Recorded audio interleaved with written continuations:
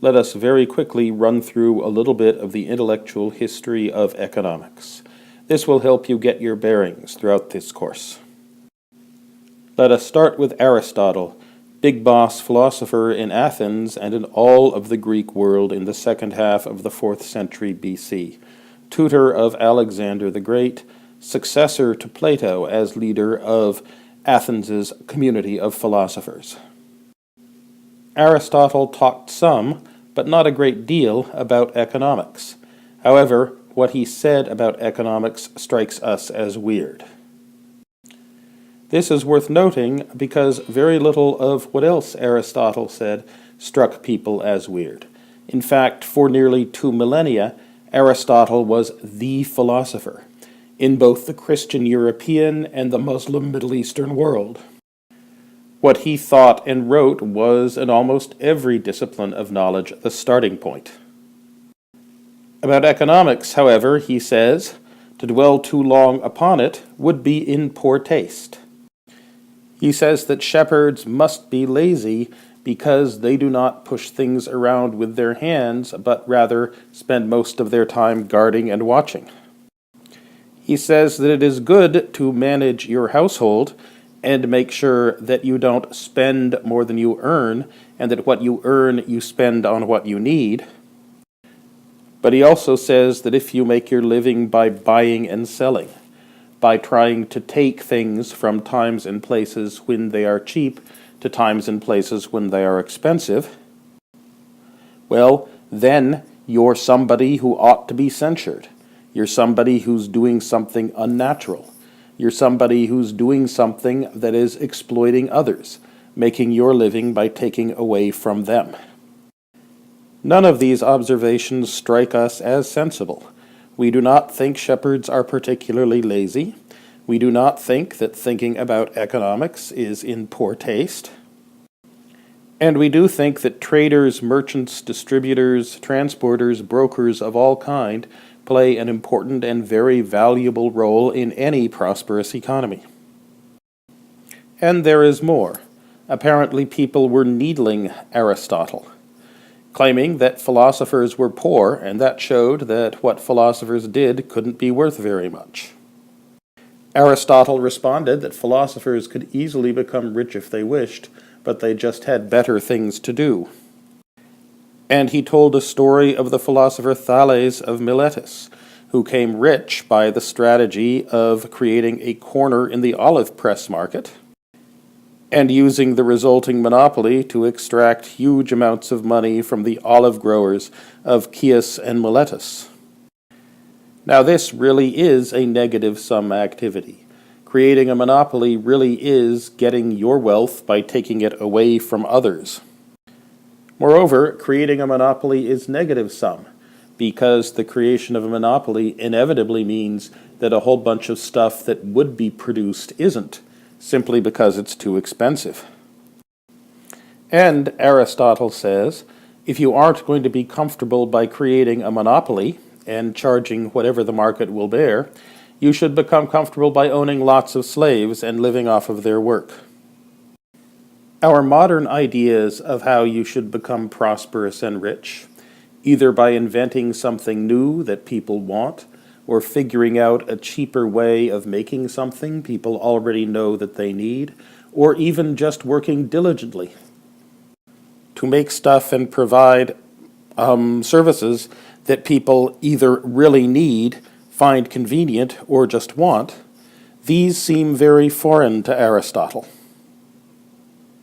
But he does say that these ways, either owning slaves or creating monopolies, are the ways people become rich enough to live comfortably and thus have time to do things like philosophy, and that it will always be thus.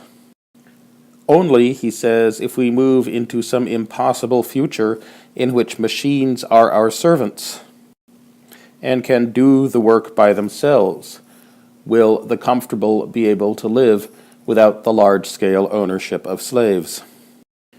Now, the fact that Aristotle of Athens does not talk to us about economics in a way we find sensible is, I think, a really strange thing.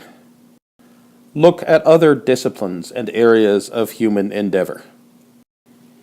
Our modern-day politicians have little or anything that they could ever teach someone like the Greek Athenian leader Themistocles or the Roman leader Augustus about either how to rally a people or govern an empire.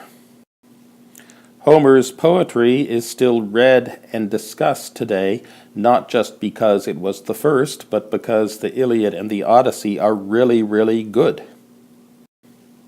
Our modern generals-to-be study King Leonidas of Sparta at Thermopylae and Julius Caesar at Alesia, not to learn from their mistakes, but because their generalship was something we rarely match today. Even in the business of being a celebrity, one of the very few occupations open at all to ancient women, Phryne of Athens would have much to teach modern-day counterparts about how to get and stay on the cover of People magazine. Do any of us today, have any ability to teach Michelangelo anything useful about painting ceilings, or Praxiteles of Athens much about sculpture, or could we teach Johann Sebastian Bach much about music? No. In modern science, we stand on the shoulders of giants, but the accomplishments of the medieval Islamic astronomers or the ancient Greek physicists, given that they had no giants to stand on, still command our respect, if not our attention. It is in our technology, in the organizations that apply technology to human betterment, and in the economic organization of our collective life, those are the areas where we have virtually nothing to learn from the ancients and would have immense amounts to teach. That is, to my mind at least, a very odd and peculiar thing worth noting. The fact that the ancients and the medievals knew little about how to organize an economy, either how to arrange things so the division of labor could be prosperous and deep, or how to set up institutions to turn humans toward figuring out how to use technology to make life better, this had powerful and awful consequences for how they lived. If we take today, and if we look across rich and poor countries at the height at age 12 of boys, we find that the people in the poorest countries of the world, boys at age 12 are about 4 or 5 inches shorter than they are in today's rich countries. And if we look in the past at skeletons from the ancient or the medieval period, we find that they then were as short as people in the poorest of the world's countries are today. That seems to indicate powerfully, that virtually everyone in the past before the Industrial Revolution was as desperately poor as people today are poor in the worst off countries in the world. And if we look at demography, we quickly realize that a well-fed human population before the coming of artificial means of birth control can up close to double its population in a generation. Even with artificial means of birth control widely available, we have a population explosion.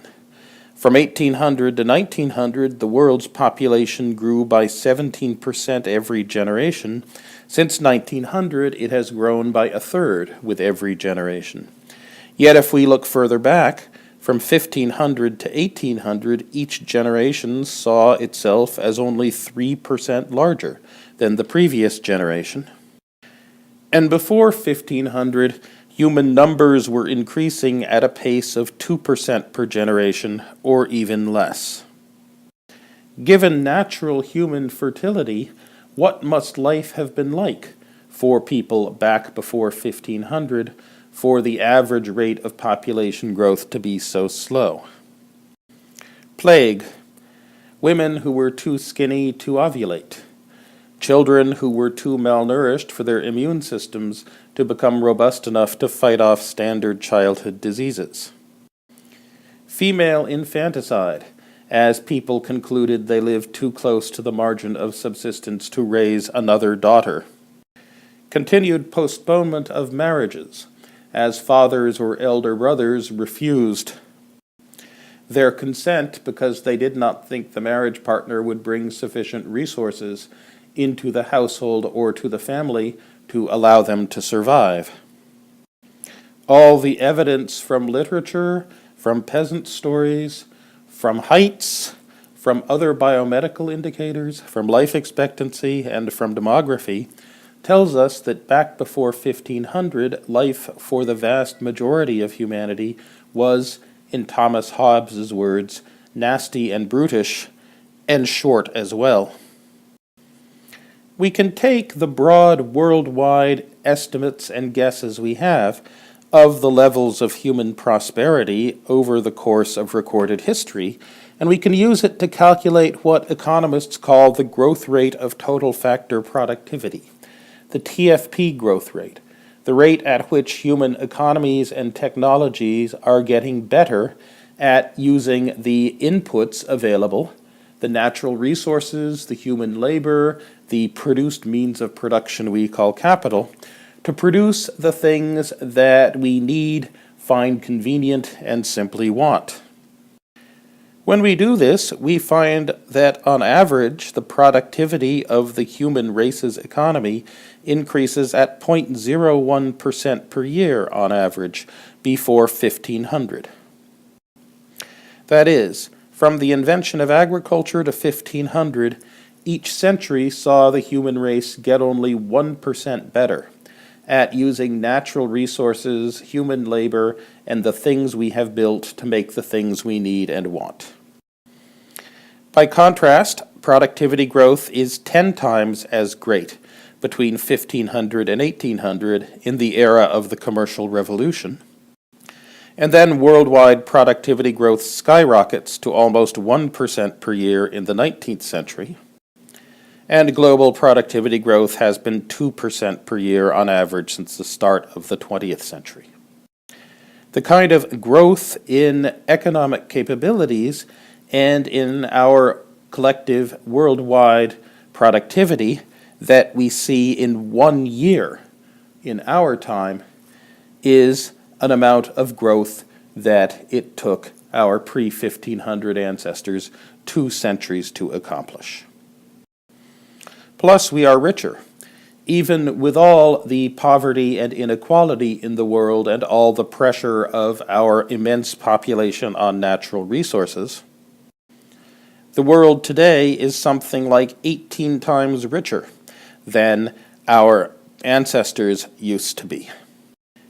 18 times richer and improving 200 times as fast, those are the important indices to remember for how much better working our economy is than theirs was.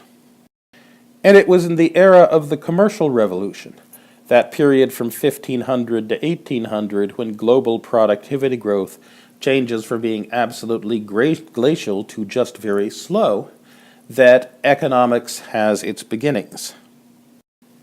At the start, there was economy.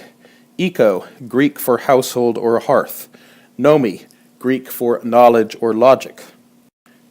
Economy was the knowledge and logic of how to run your household well and prosperously, with, quote, prudence and frugality. Then, in the 1600s, people began to talk about how just economy was the art of household management. And even today, home economics is still a thing. So there ought to be a counterpart of economy, but not for the household, rather for the state or the country as a whole. And so political economy was born. Political economy was a set of discussions, of rules of thumb, of books, aimed at figuring out how to keep the state, the prince, well-funded, how to keep its taxes coming in, and how to keep its taxpayers flush enough to easily pay its taxes. The idea was that it was a branch of the discipline of government, and the hope was that by properly managing political economy, You could make it so that everyone worked together in their economic life, that everyone supplied one another with their reciprocal wants, and so was prosperous enough to support a powerful and well-running state through their taxes. And then it was in 1776 the Scottish moral philosopher Adam Smith published his genuinely game-changing insight and wrote his book, The Inquiry into the Nature and Causes of the Wealth of Nations, and the science of economics, as we know it, was off and running. What Adam Smith pointed out was it wasn't that there was just a set of rules of thumb and practical principles that would assist a ruler in making his country prosperous and making his taxes easy to collect, but rather that the economy was a system, and that the system should be analyzed as a whole, and that the system as a whole had logic. And that logic was that the big things needed to focus on in order to make an economy and a people prosperous were three. First, you needed a tolerable administration of justice, that people needed to be confident that their property would remain their own and that they didn't have to spend all their time and energy guarding and protecting it. Plus, people needed to be confident that when they made contracts, when they bought and sold, that those contracts would actually be fulfilled and honored, so that people could dare make economic arrangements, make plans, and exchange goods and services with each other. Second, you needed easy taxes. A government that taxed too much would soon find itself with no rich or prosperous taxpayers at all. And third, of course, you needed peace. Have these things, Adam Smith said, and the bulk of the rest of the things you needed for prosperity and economic growth would be, quote, brought about by the natural course of things, unquote. And it is on this powerful, true, and game-changing insight of Adam Smith that we economists have built our discipline of economics. And after Adam Smith, there are the multiple schools of economists. There are the classical economists, David Ricardo, J.R. McCulloch, Nassau Sr., Jean-Baptiste Say, Frederick Bastiat, the two Mills, James and John Stuart Mill, and a host of others trying to figure out just what tolerable administration of justice required in the coming industrial age.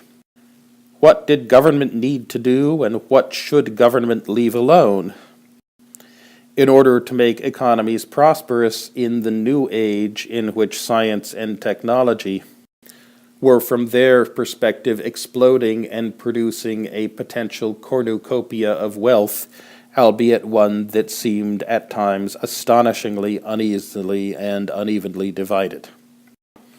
There were the Marxist and other socialist economists, Karl Marx, Friedrich Engels, Sismondi, Proudhon, Rudolf Hilferding, and many others who concluded that Adam Smith was wrong in the industrial age at least, that the market economy that he was so struck by had become counterproductive and an obstacle to human growth and development, and that we needed to somehow transcend industrial capitalism as an economic, social, and political system, getting rid of the bad parts while keeping the good parts, and in fact making the good parts much better.